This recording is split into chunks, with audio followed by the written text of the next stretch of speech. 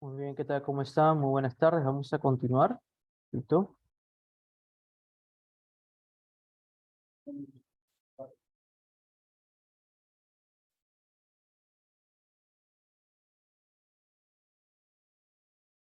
Bueno, habíamos visto, pues, pirógenos exógenos bacterianos, ¿no?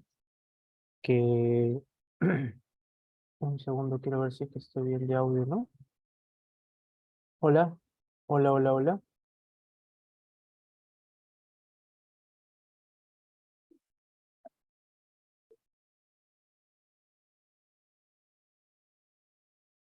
hola, hola,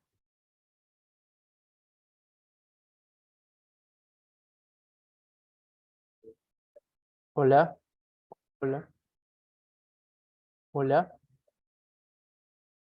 Sí, funciona.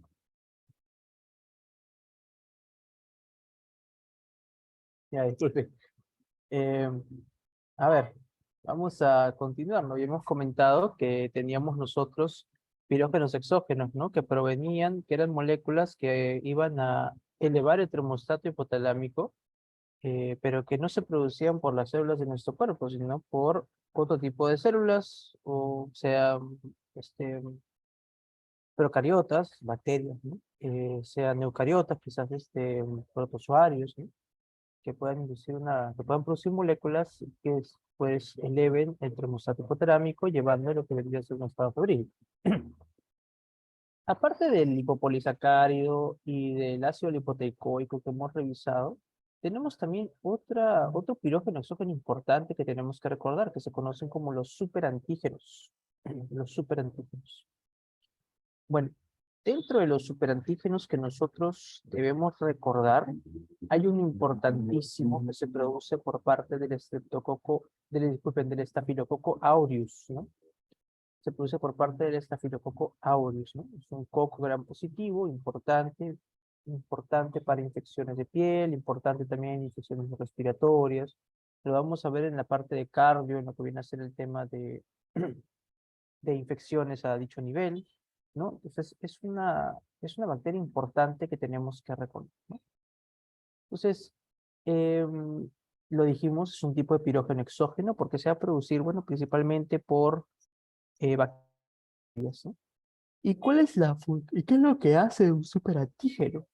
Vean ustedes, tenemos nosotros aquí la interacción que se da entre una célula presentadora de antígeno especializada que tiene el complejo mayor de histocompatibilidad tipo 2 y un linfocito T. La interacción entre estas dos células se da entre el receptor de linfocito T y el complejo mayor de histocompatibilidad tipo 2. La célula presentadora de antígeno en el complejo mayor de histocompatibilidad tipo 2 presenta el antígeno, digamos, de una bacteria, de un virus, el cual va a recibir el linfocito T para generar una respuesta de defensa adaptativa, ¿no?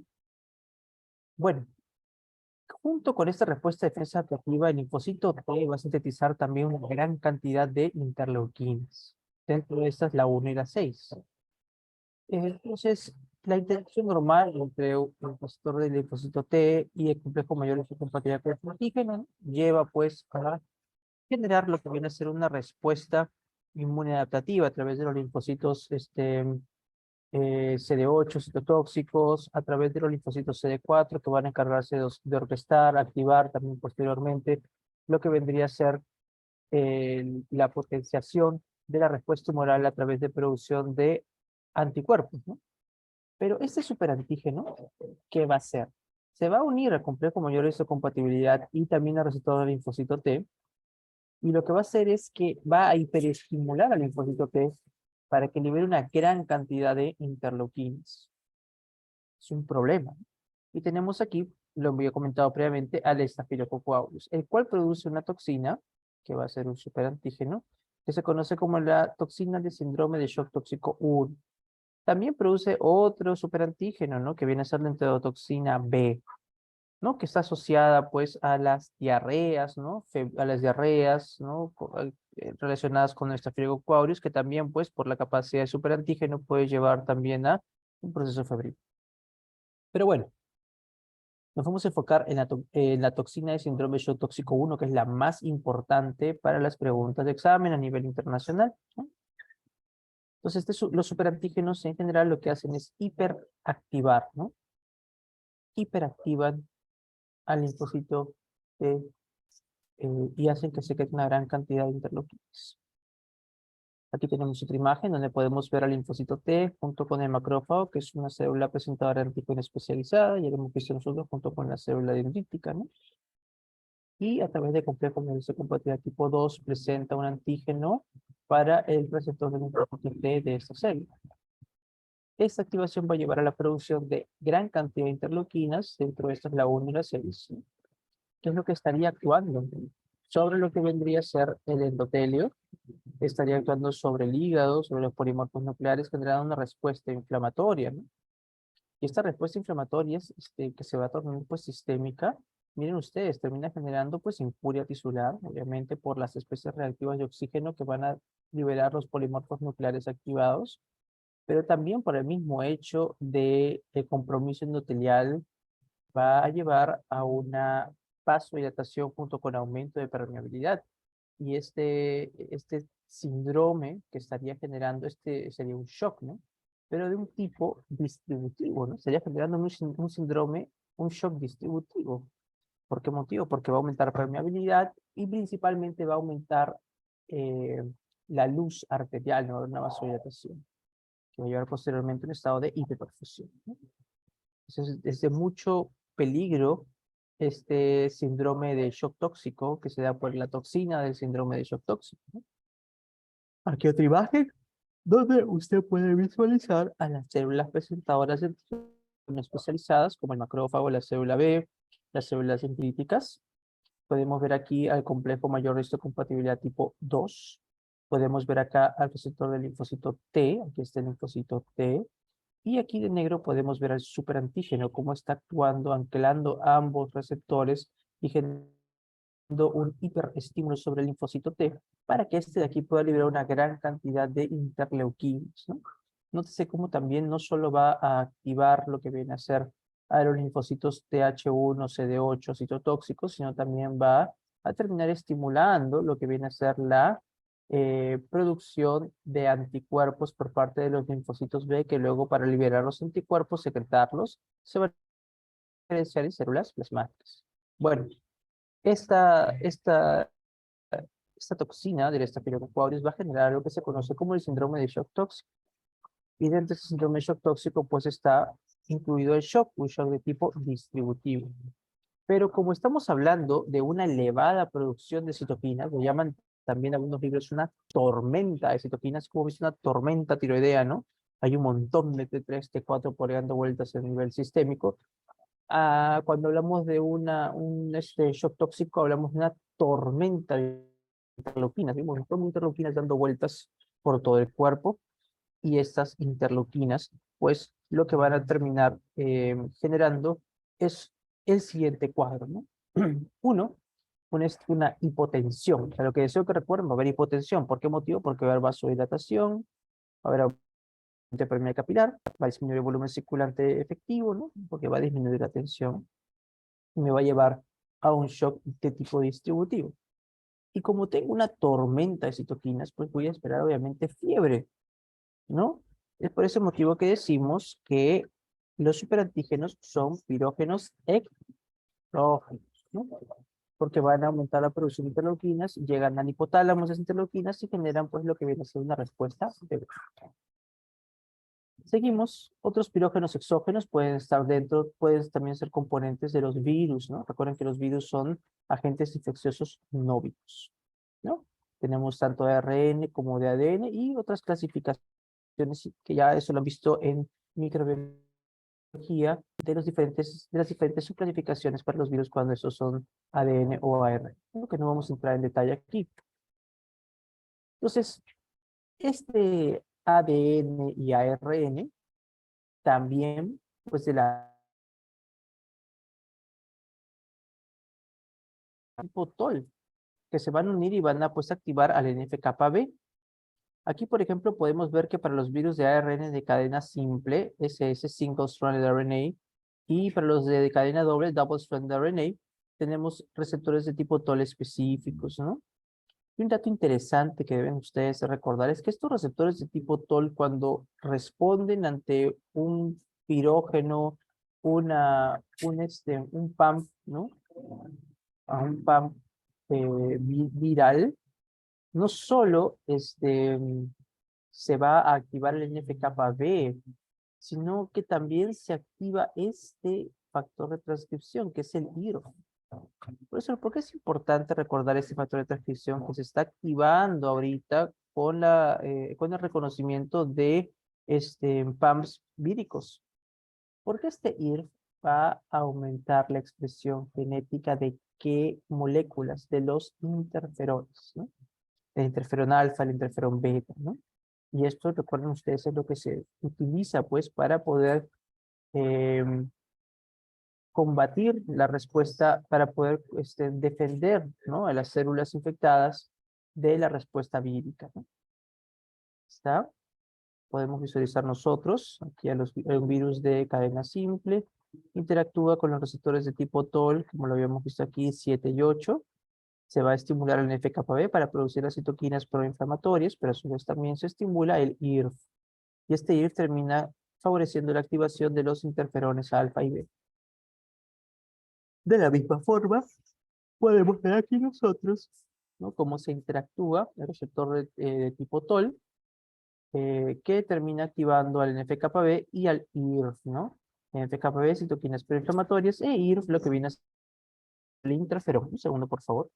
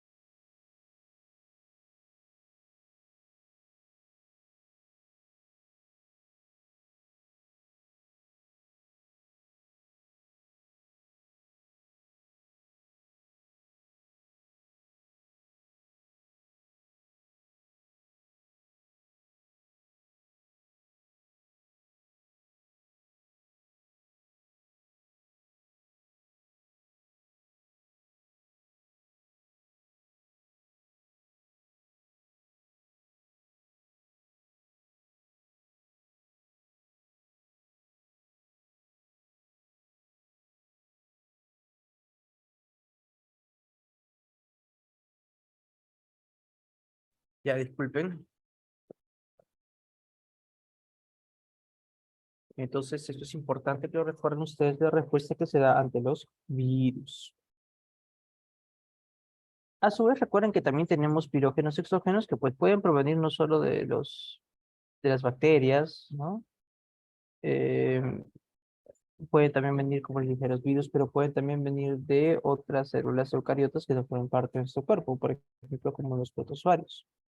Y lo que deben ustedes recordar para preguntas de examen de ENAM, para preguntas de examen internacional, es al plasmodium, ¿no? El plasmodium. Aparte de Plasmodium, otro protozoario que vamos a revisar también de manera breve, que deben ustedes recordar, es el Trypanosoma cruz. En este ciclo nos hemos salvado, el próximo ciclo vamos a estar también em, revisando, conociendo a la Leishmania, ¿no? También la vamos a revisar, pero en el próximo ciclo de estas sesiones. Un segundo, están que me escriben.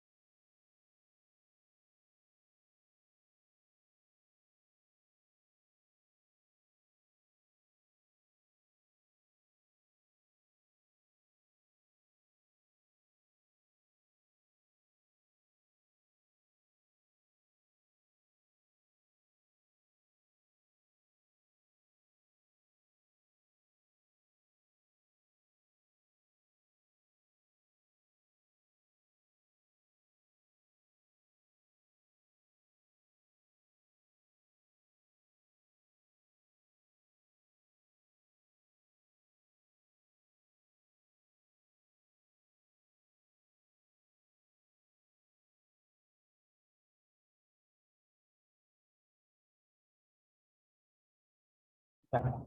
Muy bien. Eso es. Quirófano exógeno, protozoarios. Vamos a ver Plasmodium. Creo que también lo dije, ¿no? Que vamos a también revisar al Trypanosoma cruzi, de la enfermedad de Chagas aguda, la enfermedad de Chagas crónica. Y también el próximo ciclo vamos a estar revisando a la leishmania, que también es algo importante porque está relacionado con la famosa UTIA y la expundia, que son temas que se ven constantemente en el ENAM. Bueno, ustedes aquí tienen el ciclo biológico del Plasmodium. Tenemos aquí al vector, que es el mosquito, que inocula lo que viene a ser el esporozoito, el cual viaja hasta el hígado, donde se encuentra con los hepatocitos, infesta los hepatocitos, prolifera, y una vez que prolifera, genera análisis de las células hepáticas. Estos componentes viajan, entonces llegan hasta los glóbulos rojos, donde comienzan, vean ustedes, a proliferar. Una vez que han proliferado lo suficiente en cantidad, pues generan la lisis del glóbulo rojo, lo cual se conoce como una hemólisis. Cuando tenemos lisis del glóbulo rojo, recuerden ustedes que se libera lo que viene a ser la hemoglobina y pues puede luego seguir un estado de tono amarillo en estos pacientes por la transformación de la hemoglobina del grupo hemo a bilirrubina, ¿no? No podemos esperar ictericia. Pero una de las cosas más interesantes que se puede evidenciar en esta enfermedad que sea por el plasmodium, que es la malaria, son los picos febriles que se caracterizan por frialdad, escalofríos, ¿no? Palidez. Mira, profesor, ¿por qué motivo se da esto? Verán ustedes, dependiendo del tipo de plasmodium, este ciclo es importante, dependiendo del tipo de plasmodium, la lisis que se da de los glóbulos rojos va a variar dependiendo del tipo de plasmodium. Dependiendo del tipo de plasmodium, la lisis puede ser cada 48 horas o la lisis puede ser cada 72 horas. Entonces, cada 48 horas se va a dar un periodo febril en tercianas, ¿no? Y si es cada 72 horas es en cuartanas. Importante no olvidar eso. Profesor, ¿y por qué motivo se da fiebre cuando se da la hemólisis? Bueno, recuerden ustedes que está saliendo del glóbulo rojo estas células eucariotas que no son de nuestro cuerpo, que son los plasmodiums, al extracelular y van a ser reconocidas por el sistema retículo endotelial, entre estos los macrófagos, y van a comenzar a ser reconocidas por receptores de tipo TOL, activan FKB, aumenta la producción de interleuquinas, en grandes cantidades las interleuquinas viajan hacia lo que viene a ser el hipotálamo, ¿no? A la región preóptica, y en esa región preóptica se eleva el termostato hipotalámico de forma brusca y se da pues la fase de efervescencia, en la cual la temperatura se busca que comience a aumentar, se genera vasoconstricción de la piel, se genera frialdad, se genera el estímulo para el músculo esquelético para producir calor, escalofríos, para aumentar la termogénesis, y eso lo tenemos nosotros como un pico febril por esta elevación de lo que viene a ser el plasmodium en sangre por la lisis que se haga. Este dato es importantísimo. Entonces, ¿cuál es el pirógeno exógeno de este plasmodium? Aquí está, ¿no? Es el glicosil, fosfatidil, inositol, ¿no? Glicosil, fosfatidil, inositol. Que se unen a receptores de tipo TOL2, ¿no? General 2.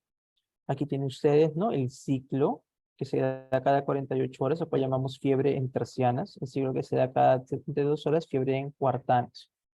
El glóbulo rojo es infestado, comienza a proliferar, luego se da la lisis, se libera una serie de componentes, entre esos el GPI, que es el glicosilfosfatidilinositol, actúa sobre receptores de tipo TOL2, que tienen los macrófagos, sistema reticular endotelial, y se comienza a producir una gran cantidad de interleuquinas, interleuquina 1 beta, interleuquina 6, que es de las principales en actuar sobre las células endoteliales de la barrera hematoencefálica, para que esta aquí aumente la expresión de COX-2, aumente la producción de prostaglandina 2, la cual viaja al hipotálamo y termina inhibiendo a las neuronas GABAérgicas y termina desinhibiendo la ruta eferente simpática, ¿no? De esa forma se da fiebre cada 48, cada 72 horas, ¿no?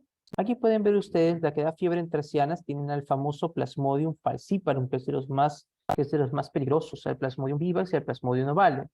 Y cada 72 horas tienen al Plasmodium malariado, ¿no? Entonces, antiguamente, ¿no? Digo antiguamente porque ahora pues muchas veces con este tema de los AINES, con el tema también del metamizol, con el tema de paracetamol, muchas veces se tiende a enmascarar estos picos febriles, ¿no? Se puede hacer eso. Pero antiguamente uno hacía el seguimiento de las curvas febriles, hacía el seguimiento de las curvas febriles, ¿no? Se seguían las curvas febriles y se evidenciaba pues que habían picos cada 48, cada 72 horas, por eso pues vienen estos nombres, ¿no? Transportados.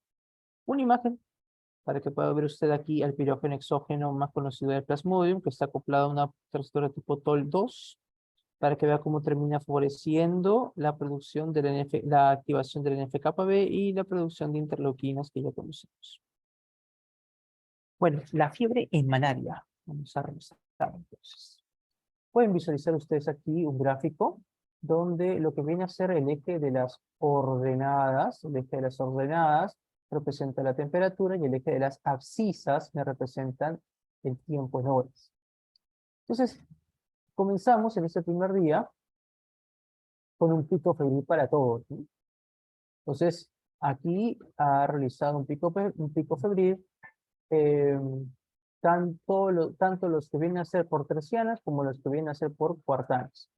Entonces, en un lapso de 48 horas, una vez que se este primer pico febril, se va a dar un segundo pico febril en un lapso de 48 horas para todos los que generan fiebre en tercianas, ¿no?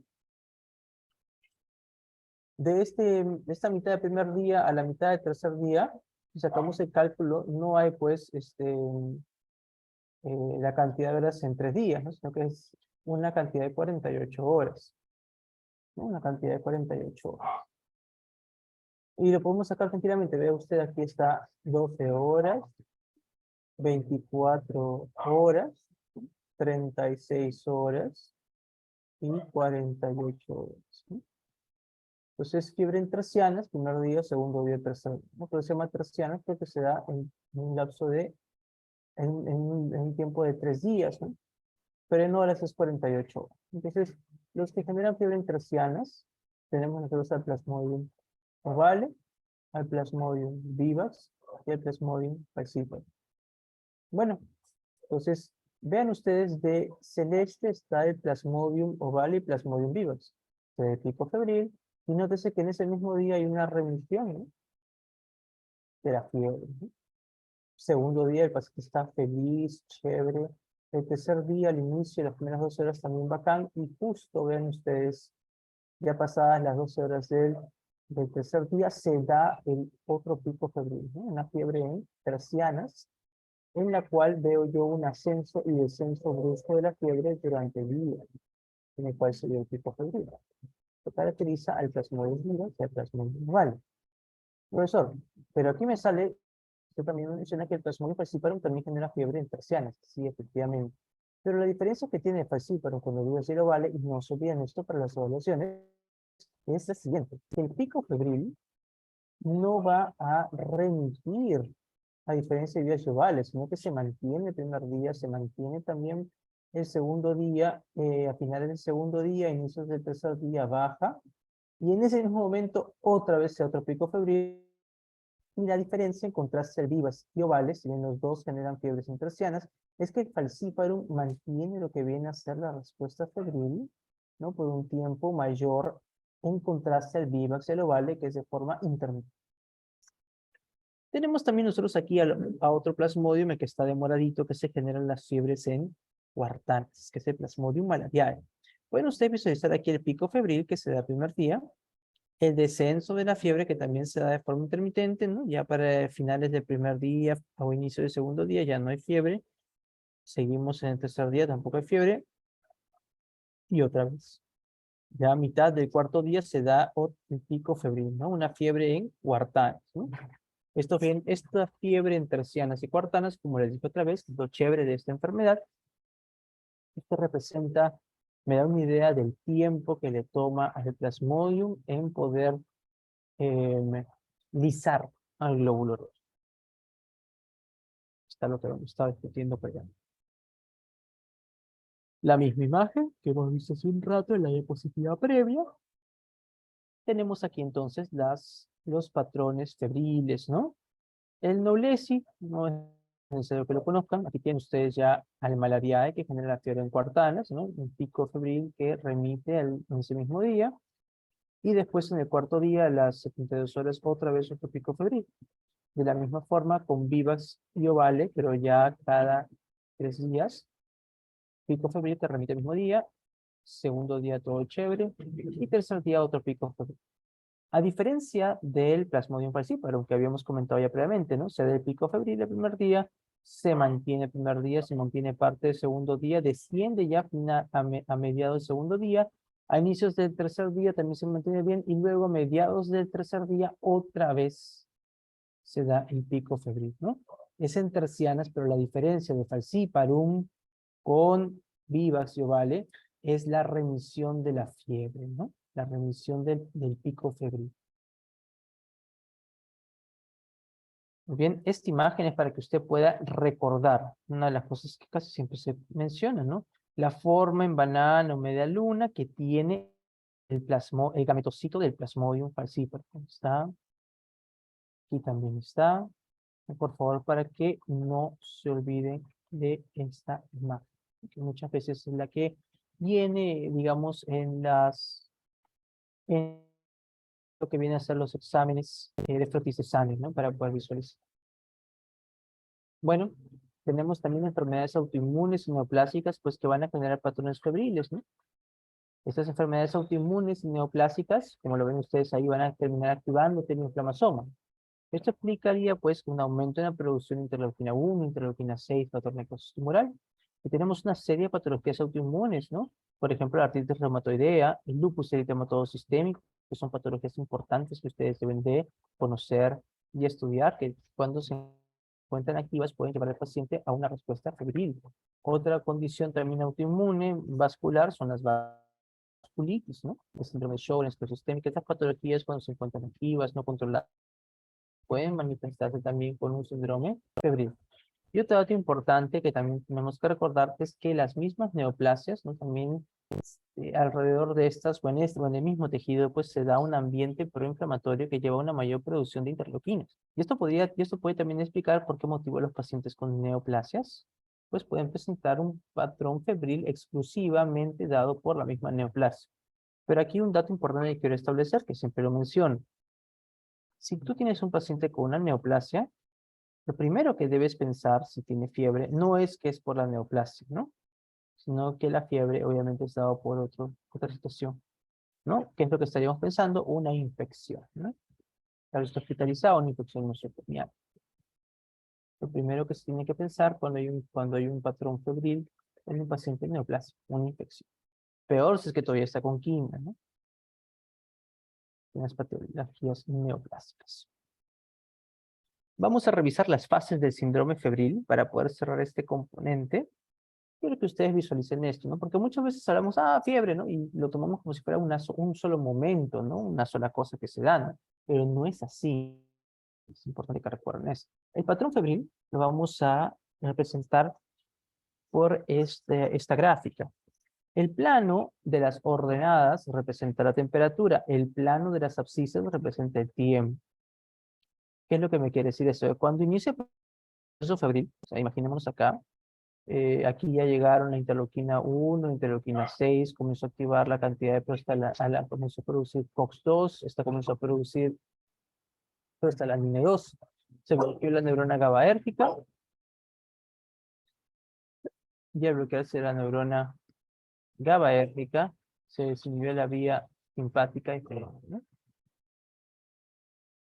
Este proceso de warming, que es ese calentamiento, ¿no? O fase de efervescencia, de manera paradójica, el paciente en esa fase de efervescencia, de calentamiento, va a sentir frío. Pero eso porque va a sentir frío, ya lo hemos visto previamente. El paciente va a sentir frío porque va a buscar el calor, y para el calor va a realizar vasoconstricción de las arteriolas de la piel. Por ese motivo va a sentir frío.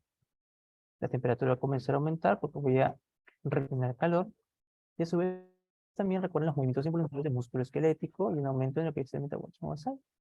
Y para llegar a que la temperatura del cuerpo comience a aumentar.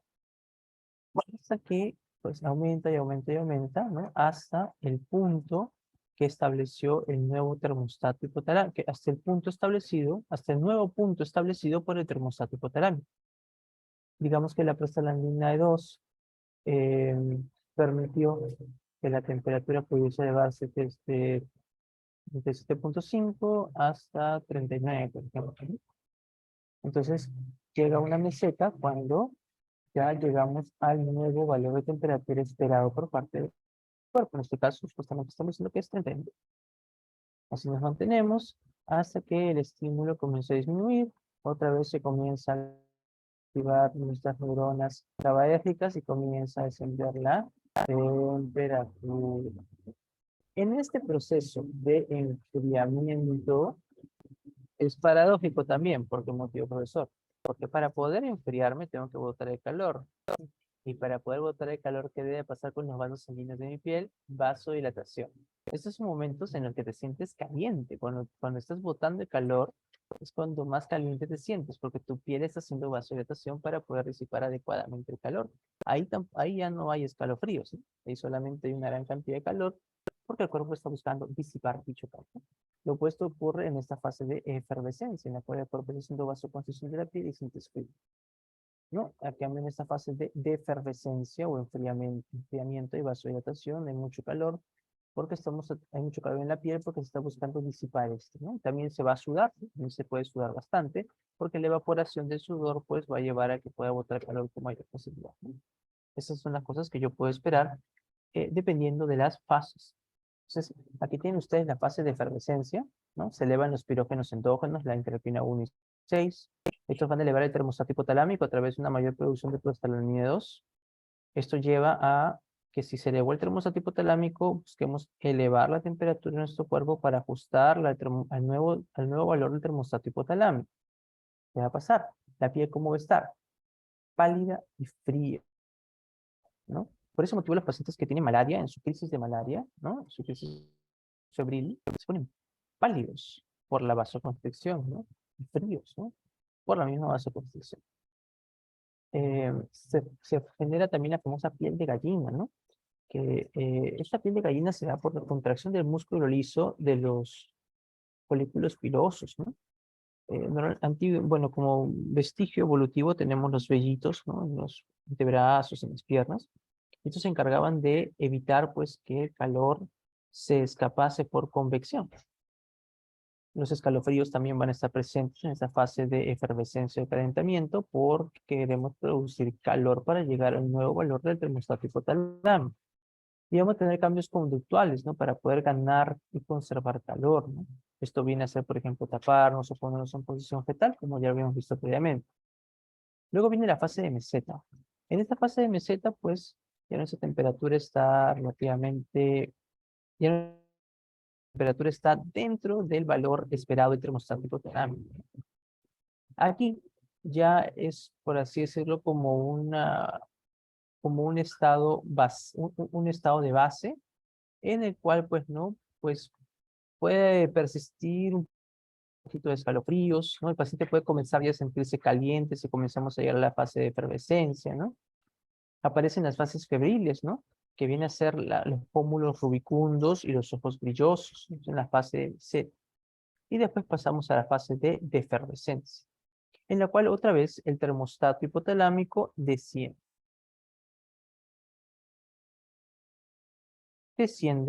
y por lo tanto se da la activación de esa neurona GABAérgica que bloquea la vía eferente simpática y pues ¿qué ocurre? Comienza a perderse calor, vasodilatación y sudoración, ¿no? Que lleva a la evaporación de ese sudor. De esa forma la temperatura regresa otra vez a los valores que normalmente se manejaban. Pero como les comento, todo este proceso no es un proceso patológico, es un proceso fisiológico.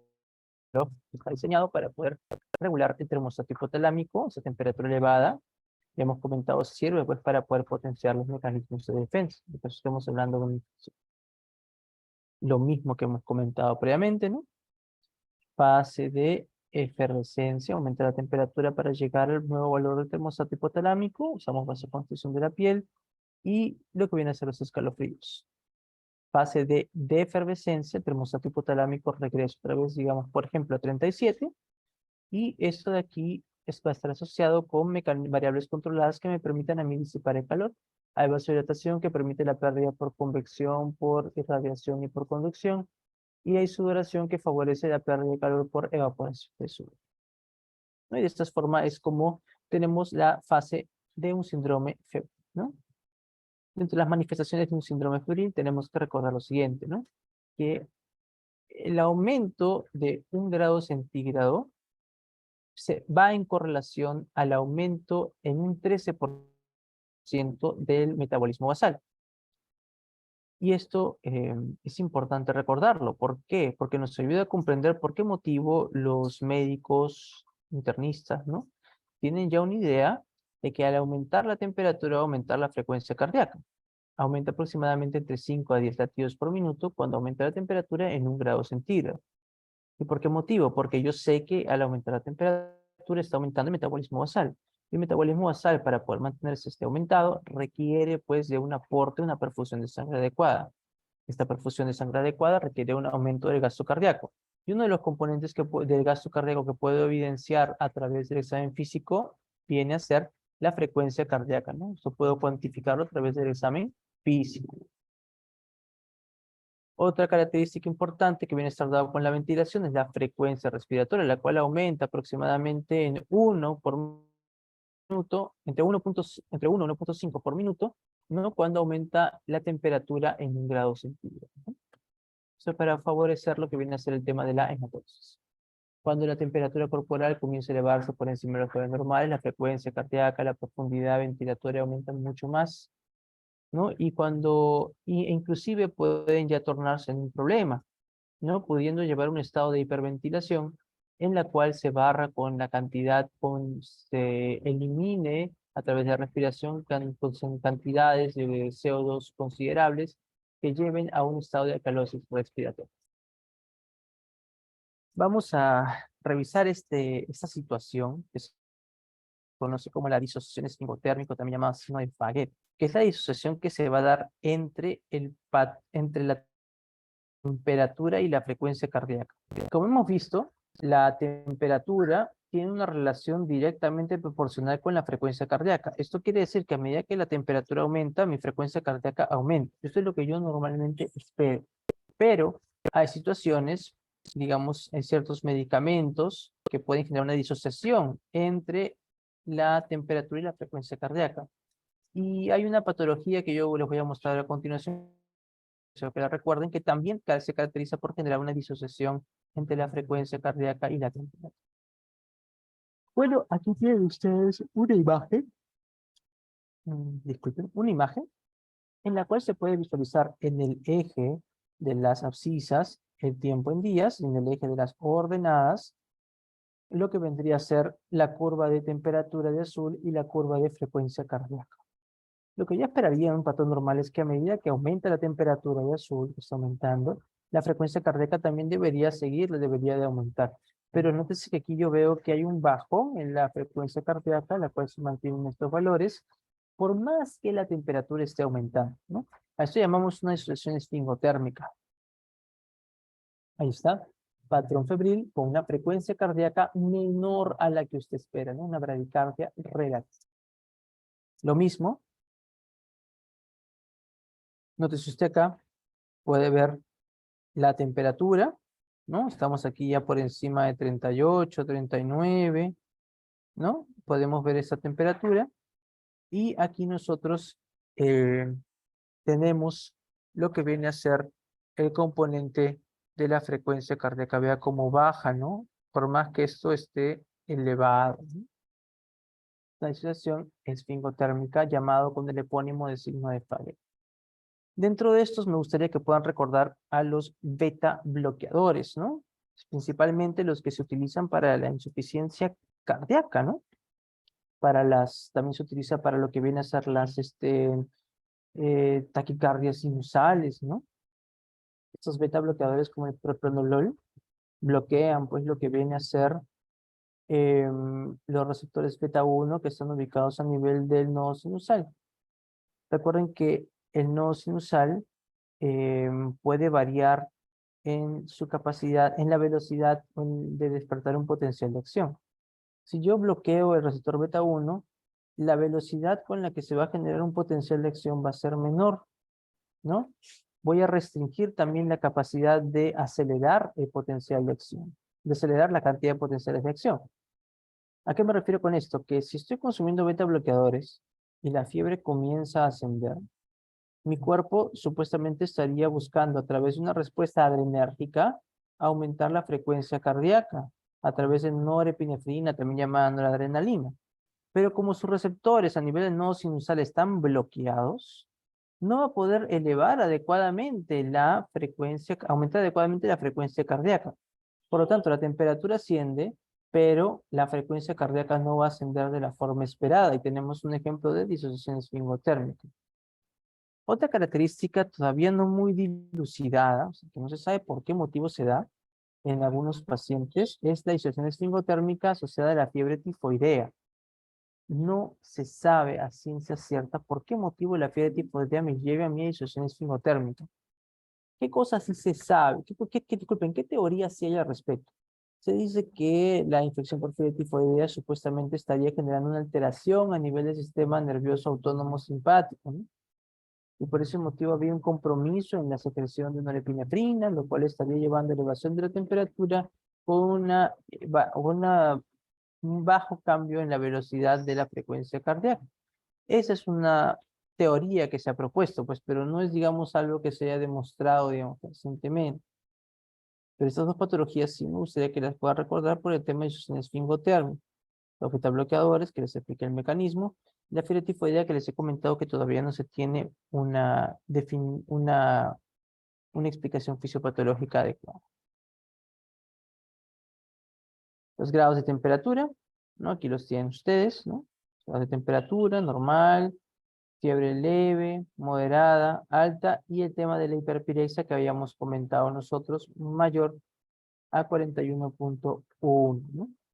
Muy bien, nos vamos a quedar hasta aquí por el momento. Ya más adelante vamos a revisar el tema de los patrones febriles.